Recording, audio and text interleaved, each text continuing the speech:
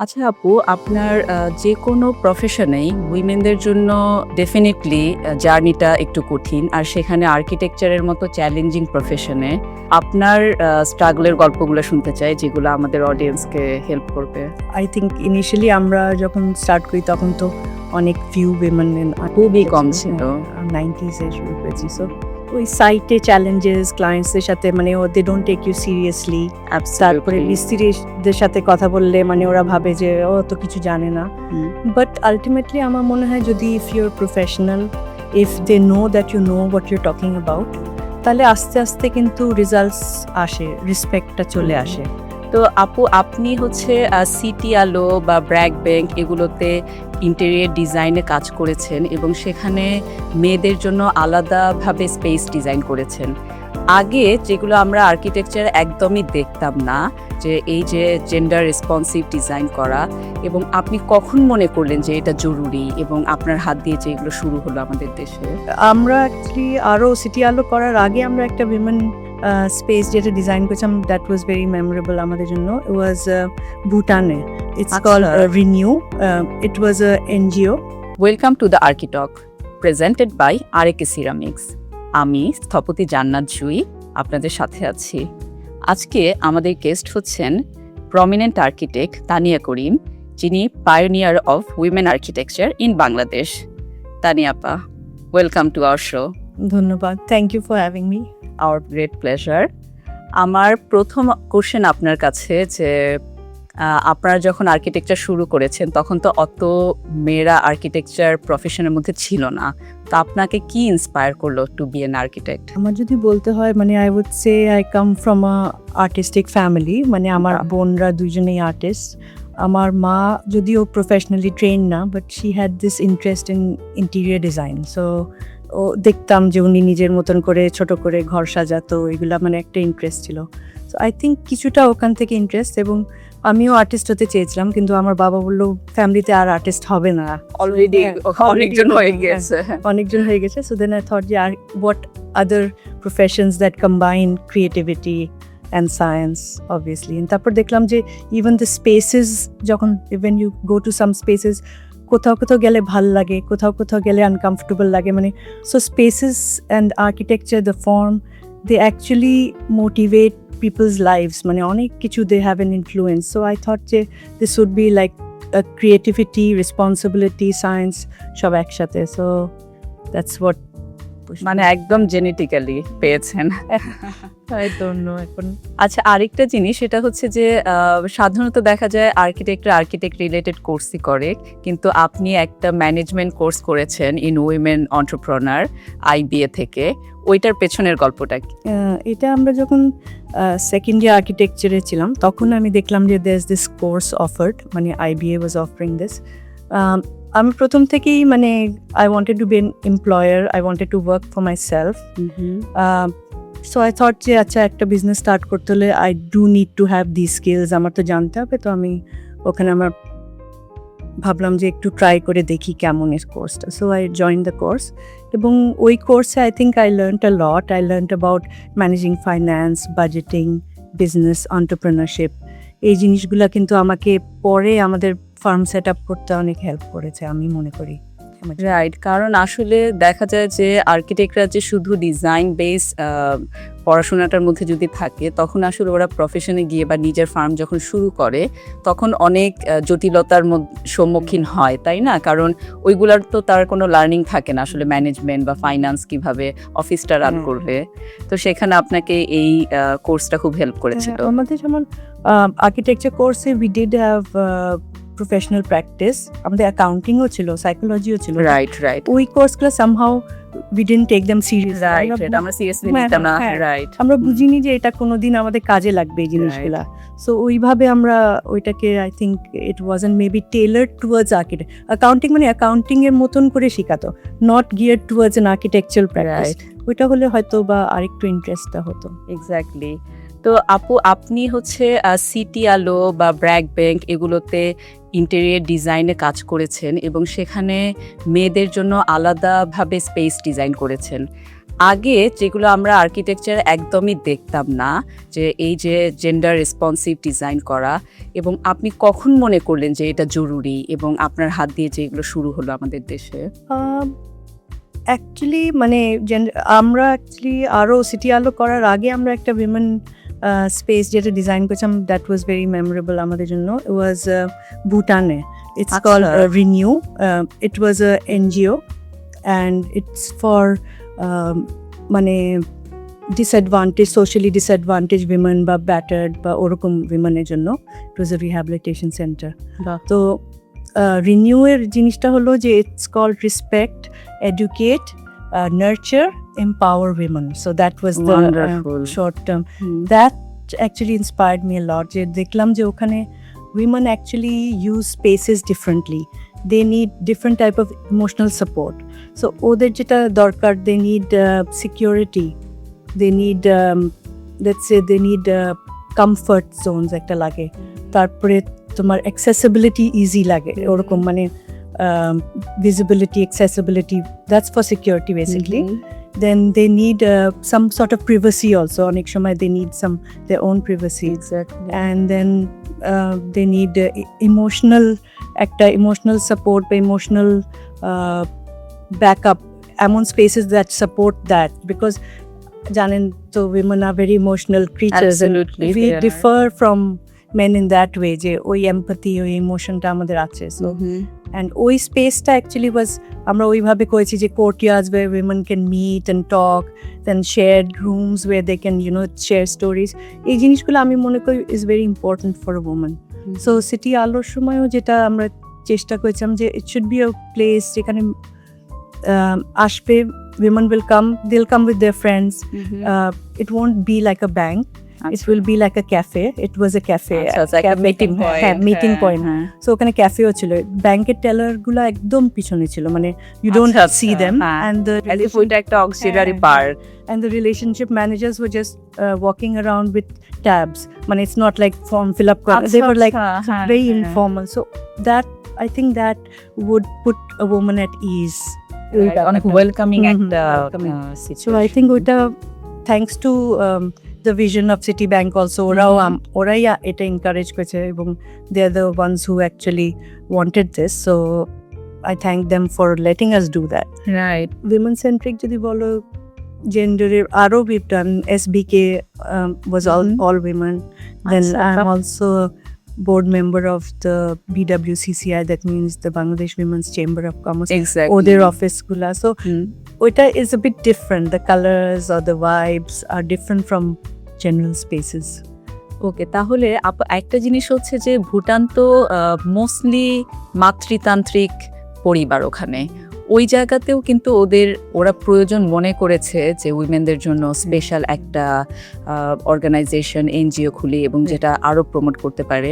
আর যেখানে বাংলাদেশের মতো মোস্টলি মেল ডমিনেটেড সোসাইটি, সেখানে আপনি কি মনে করেন যে এটা আরও বেশি প্র্যাকটিস হওয়া উচিত? আমার মনে হয় ওই জিনিসটা দরকার, because it's like a support system. এবং ওই অনেকে কিন্তু কনফিডেন্স হারিয়ে যায়, they don't want to get back to life. এই ব্যাপারগুলো অনেক এরকম মহিলা আছে, আমাদের দেশে তো অবশ্যই আছে। সো ওরকম সেন্টার্স হলে ভালো, and the spaces themselves help you to to মানে to recover, rehabilitate and recover. আচ্ছা আপু, আপনার যে কোনো প্রফেশনেই উইমেনদের জন্য ডেফিনেটলি জার্নিটা একটু কঠিন, আর সেখানে আর্কিটেকচারের মতো চ্যালেঞ্জিং প্রফেশনে আমি as a women architect I can feel যে ডেফিনেটলি ইটস মোর স্ট্রাগল। তো আপনার স্ট্রাগলের গল্পগুলো শুনতে চাই, যেগুলো আমাদের অডিয়েন্সকে হেল্প করবে। মানে আই থিঙ্ক ইনিশিয়ালি আমরা যখন স্টার্ট করি তখন তো অনেক ফিউ উইমেন, খুবই কম ছিল, 90s শুরু করেছি। সো ওই সাইটে চ্যালেঞ্জেস, ক্লায়েন্টসদের সাথে মানে they don't take you seriously. তারপরে মিস্ত্রিদের সাথে কথা বললে মানে ওরা ভাবে যে ও তো কিছু জানে না। বাট আলটিমেটলি আমার মনে হয় যদি if you are professional, if they know that you know what you are talking about, তাহলে আস্তে আস্তে কিন্তু রেজাল্টস আসে, রেসপেক্টটা চলে আসে। So it takes a long time. আমার মনে হয় আমার 5 বছরের মতো লেগেছে to establish that okay I am আচ্ছা Yeah, I know capable, what I- হ্যাঁ I know what I'm talking about. Right right একটু হেল্প হয়েছে বিকজ আমার পার্টনার ওয়াজ আ মেল, মানে আমার ক্লাসমেট Exactly. রহমান। সো ওরা ওর সাথে উল্টা কথা বলছে, মানে বেসিক্যালি আমাকে ছেড়ে ক্লায়েন্টরা, হ্যাঁ বাট ইটস ওকে, আস্তে আস্তে মানে দে লার্ন দ্যাট ওকে না। আস্তে আস্তে জায়গাটা তৈরি হয়েছে। তো এটার জন্য তো অবশ্যই আপনাকে অনেক এক্সট্রা খাটাখাটনি করতে হয়েছে, দেন মেইল আর্কিটেক্ট। হ্যাঁ। তারপর আপনার পার্টনার যে মেইল আর্কিটেক্ট এবং উনিও স্বনামধন্য আর্কিটেক্ট এনআর খান, তো আপনাদের দুইজন একই সঙ্গে মানে দুইটা ক্রিয়েটিভ মাইন্ড, যে ক্রিয়েটিভ কনফ্লিক্ট সেগুলো আপনারা কিভাবে ডিল করেন বা রিজলভ করেন? কনফ্লিক্ট তো অবশ্যই হবে, definitely. and because we're from two different backgrounds, two different thoughts, so ওই কনফ্লিক্ট আমি মনে করি it's a healthy conflict, because ওই কনফ্লিক্টের জন্য আমরা সবসময় we are, I think it makes a design better, it's a healthy debate, মানে ইটস নট লাইক ওরকম Right. ঝগড়াঝাটি এন্ড অল দ্যাট। আর অনেকে আমাকে জিজ্ঞাসা করে যে আপনারা এত 30 বছর ধরে পার্টনারশিপ, এত কি করে? আমি মনে করি যে কোনো একটা পার্টনারশিপে the main thing is to put aside your ego, have and respect each others views. আমি মনে করি ওই জিনিসটা আমরা অ্যাচিভ করতে পেরেছি, and also to trust each other completely, মানে ট্রাস্ট মানে অলসো ফাইন্যান্সিয়াল ট্রাস্ট। আমি যে দেখছি যে বেশিরভাগ যে প্রবলেমগুলো হয় পার্টনারশিপে is because of the ego and the finances. Right. So a trust, if you can give your partner and then if you respect each other's views, তাহলে হয়। মানে আমরা অনেক সময় ক্লায়েন্টের সামনেও আর্গিউ করি, মানে ক্লায়েন্টও একটু পাজল, কি ব্যাপার ভাই এরা দুজন, ওরা না পার্টনার, বাট উই সে যে না, ডোন্ট ওয়ারি, আমরা this is our way of like a brain storming, it's actually Okay. Not friction, it's brain storming. যে আমরা ও বলে যে এটা, আমি বলি যে না না এটা মনে হয় এটা হওয়া উচিত না, না না, বাট আলটিমেটলি আমরা যেটা বেস্ট সলিউশন ওটাতেই যান। হ্যাঁ, মানে putting your ego aside. Yes, so I think it's হ্যাঁ, কখনো কি আপনার মনে হয়েছে যে না আর পার্টনারশিপটা চাই না, এরকম কখনো সিচুয়েশন হয়েছে? মাঝে মাঝে হতো, বাট আই থিঙ্ক যে না, মানে এটা অত বড় হয়ে অত দাঁড়ায়নি বড় কখনো। কিছু না, মানে যে রাখবে, হ্যাঁ এটা কি আমার ডিজাইনটা রাখলো না, বাট এরকম, বাট ওরকম সামনাসামনি ওরকম কোনো কনফ্লিক্ট হয়নি। আচ্ছা আপু, আপনারা বাংলা একাডেমি কমপ্লেক্স উইন করেছেন, ফার্স্ট প্রাইজ পেয়েছিলেন। তো এই যে আমাদের যেসব অ্যাওয়ার্ড আমরা পাই, তো আপনারা অ্যাওয়ার্ড পাওয়ার কারণে আপনার এবং আপনার টিমের তো ডেফিনেটলি ইন্সপিরেশন হয়। তো ওই জায়গাতে আপনাদের নেক্সট কাজে সেগুলোর কোনো প্রভাব পড়ে? না, মানে অ্যাকচুয়ালি অ্যাওয়ার্ডস পাওয়া মানে তো ভ্যালিডেশন, যে হ্যাঁ ঠিক আছে, ইউ ডুইং সামথিং রাইট। হ্যাঁ, এটা একটা জিনিস, অ্যান্ড স্পেশালি ওই ভ্যালিডেশন ফ্রম ইয়োর কমিউনিটি, মানে ফ্রম দ্য আর্কিটেকচার, Right. ওইটা আরো বেটার, মানে বাইরের Exactly. লোকরা বলছে ঠিক আছে ওটা তো হ্যাঁ, you know, but when architects Architects decide, then decide. it's really validation. So ওই দিক থেকে of course ভালো লাগে, that inspires us to do better, একটা বেঞ্চমার্ক, যে না আরো ভালো করব বা এই জিনিস থেকে শিখবো বা what we did right. But তার থেকে বেশি হলো যে when the most মানে rewarding experience-টা হয় when people use it and they like it. So প্রতিটা বই মেলায় যখন আমরা যাই তখন দেখি যে ওই স্পেসটা কিভাবে ইউজ করছে, মানুষ এনজয় করছে, লাইব্রেরিতে যাচ্ছে, অডিটোরিয়ামটা ইউজ করছে, ওইটাই মেন আমার পাওয়াটা, I think in an award. It's more the impact of the award. Right. আপু, আপনি একটা মুভমেন্ট চালু করার পক্ষে ছিলেন, সেটাতে কাজ করছিলেন, সেটা হচ্ছে উইমেন ইন আর্কিটেকচার। তো ওইটা শুরু করার পেছনে আপনার কি চিন্তা ছিল, এবং ওইটা শুরু করার বেলায় আপনার কোনো স্ট্রাগল করতে হয়েছে নাকি, বা ওইটার জন্য কোনো ফাইট করতে হয়েছে নাকি? না, এইটা মানে I am thankful to IAB যে ওরা একটা এরকম কমিটি করেছিল, আমাকে কনভেনার করেছিল। তো এটাতে মানে আমাদের উদ্দেশ্যটা ছিল to bring in more women in practice right in architect, কারণ দেখা যাচ্ছে যে প্রতিটা ইউনিভার্সিটি সবগুলাতে অলমোস্ট 60-70% ইজ উইমেন। পাশ করার পরে কিন্তু ওরা প্র্যাকটিসে নাই না, এই জিনিসটা মানে খুবই অ্যালার্মিং, এবং এটা মানে ইটস স্যাড অলসো, বিকজ এত it's not an cheap profession, it's expensive. So ওইগুলো পড়াশোনা করে তারপরে প্রফেশনটা ছেড়ে দেওয়াটা খুবই মানে দুঃখজনক আমি মনে করি। So we were thinking of maybe মানে আমাদের এম ছিল ওয়াজ মেবি আরও একটু মেন্টরশিপ নেটওয়ার্ক তৈরি করা, একটু ফ্লেক্সিবল ওয়ার্কিং এনভায়রনমেন্ট যদি আনা যায় এই জিনিসগুলা, এই ব্যাপারগুলা, এবং to give more opportunities two women in government, ওইভাবে যদি কিছু আনা যেত, বিকজ অনেকগুলো প্রজেক্টস যদি উইমেন সেন্ট্রিক করা যেত বা ওরকম একটা কোটা থাকতো ওই জিনিসগুলো, Right. বাট এইটা এখনো আনফিনিশড, মানে এইগুলা ড্রিম হিসাবেই রয়ে গেছে। আমরা চেয়েছিলাম যে আরো একটা বই পাবলিশ করব অন উইমেন আর্কিটেক্টস, ওই ড্রিমটা এখনো আছে, we are still trying. Right You also know, you have Right. also participated in this. So, মানে we don't give up our dreams. We're hoping. Right. ইনশাআল্লাহ, আমরা আশা কিছু- করব হ্যাঁ, হ্যাঁ, হ্যাঁ যেন obviously. ভবিষ্যতে এগুলো হয়। ইনশাআল্লাহ। আপু আরেকটা জিনিস হচ্ছে গিয়ে আমরা আসলে বাংলাদেশে আর্কিটেকচার তো ডেফিনেটলি, বাট ইন্টেরিয়রের বেলায় বলতে গেলে আপনার নাম সবার আগে আসে। তো সেই বেলায় যদি একটা ইয়াং আর্কিটেক্ট ও দেখা যায় প্রফেশন শুরু করার সময় হয়তো ওই রকমভাবে আর্কিটেকচার প্রজেক্ট পায় না, বাট ইন্টেরিয়র পায়, তো তখন আপনি ওদেরকে কি গাইডলাইন বলবেন যে ফলো করতে? আমি প্রথমে বলবো যে সবচেয়ে প্রথমে learn climate first, before even learning software. নিজের দেশের ক্লাইমেটটা শিখো, your lighting, your ventilation, it's very important even architecture বেলায় এবং ইন্টিরিয়র বেলাও, বিকজ লাইটিং আমরা কখনো আসলে Natural lighting, হ্যাঁ, চিন্তা করে না হ্যাঁ। ওইরকম, হ্যাঁ যে আমার ন্যাচারাল climate লাইটিংটা বুঝতে খুবই হবে। রাখা, যে এইদিকে ভাবো সকালের রোদটা কিভাবে আসছে, হুম। কোন রুমে এটা ইফেক্ট করবে, মুডটা ইফেক্ট করবে। সো এই জিনিসগুলো এক সূক্ষ্ম জিনিস, কিন্তু এই ব্যাপারটা আমি মনে করি, আমি ফিল করি যে দিস ইজ ওয়ান। আরেকটা হলো যে কনস্ট্রেন্টসকে মানে take it as a challenge, এবং সবচেয়ে মানে যত বেশি কনস্ট্রেন্টস আমি মনে করি ততটাই ক্রিয়েটিভ সলিউশনস বের হয়। So Exactly. Always treat them as challenges, constraints, not as মানে opportunity, opportunity. Right so that is one thing. তারপরে আমি মনে করি যে ডোন্ট ফলো ট্রেন্ডস, মানে হুম। কোনো ট্রেন্ড না, মানে হুম। ফলো হোয়াট ইজ নিডেড, ওই জিনিসটা। তারপরে আর কি আরেকটা হলো যে ক্রিয়েট ফর ফ্লেক্সিবিলিটি, বিকজ রুমসগুলো আজ আমি অ্যাটলিস্ট কোভিডে দেখলাম যে it taught us that you can make flexible rooms, like আমাদের কোভিডের সময় আমাদের foyer became our like barber shop, বা সবাই ওখানে গিয়ে চুল কাটাচ্ছে, বা foyer becomes the place where you get all your sanitation done, মানে ডেফিনিশন গুলো অনেক চেঞ্জ হয়ে গিয়েছে। সব স্পেসেস এর কিন্তু হুম। Definition change. হুম। সো একদম ফিক্সড একটা লিভিং রুম, ওই লিভিং রুমে তো আমরা মিলাদও করি, ওই লিভিং রুমে বার্থডে পার্টিও, মানে রাইট ওই ব্যাপারটা। So think about that, how people are using that.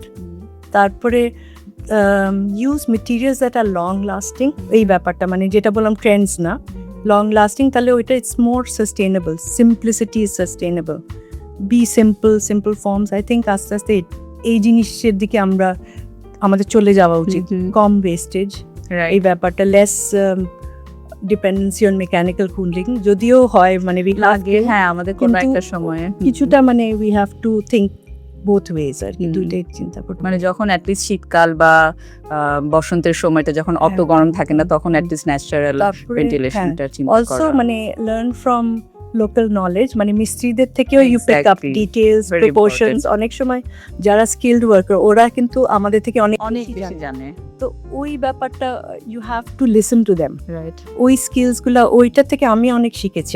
আমি যেটা মনে করি যে আমি সাইটে গিয়ে মিস্ত্রিদের সাথে কাজ করে ওদের থেকে কিন্তু অনেক কিছু শেখার আছে।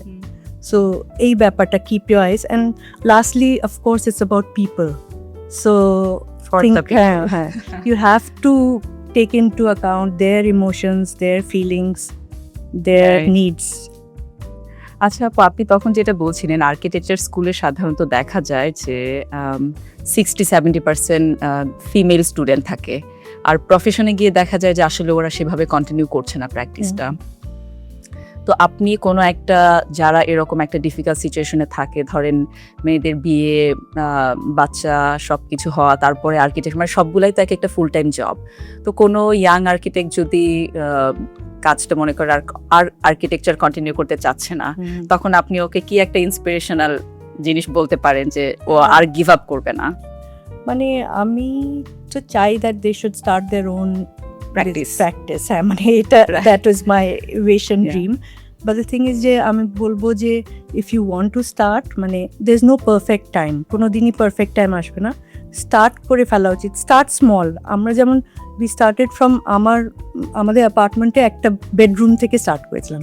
সো একটা কম্পিউটার কোনো রকম টাকা পয়সা জোগাড় করে একটা কম্পিউটার কিনেছিলাম। সো এই ব্যাপারটা I think start small. Work life ব্যালেন্সটা কিন্তু সবসময় থাকবে Right. ফর উইমেন স্পেশালি, কারণ এইদিকে কাজ, এদিকে পরিবার সংসার সব আছে, ডিউটিস আছে। বাট ওয়ার্ক লাইফ ব্যালেন্সের সাথে তোমার ড্রিমসও আছে। So don't give up on your dreams. If you are passionate, ওই দিক থেকে অফকোর্স একটা supportive family is very important.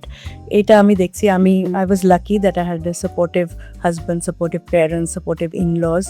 সবাই কিন্তু আমাকে পুশ করেছে এবং হেল্প করেছে টুয়ার্ডস দিস। অ্যান্ড স্পেশালি বাচ্চা হয়ে যাওয়ার পরে ইউ হ্যাভ টু ইউনো, ওই ব্যাপারটা আমার জন্য যেটা হয়েছে, কোনোদিন অফিসটা বেশি দূরে নিতে পারিনি। দ্যাট ওয়াজ ওয়ান কনস্ট্রেইন, যে কাছে অফিস ছিল, Right. কোনো ইমার্জেন্সি হলে আই কুড কাম আপনারা ব্যাক। চলে যেতে পারেন। এই ব্যাপারটা একটা হুম, ছিল। হুম। But otherwise I guess also because I had a partner, ওইটাতে একটু Right, সুবিধা হয়েছে। exactly. মেবি উই কুড হ্যাঁ। ডিভাইড।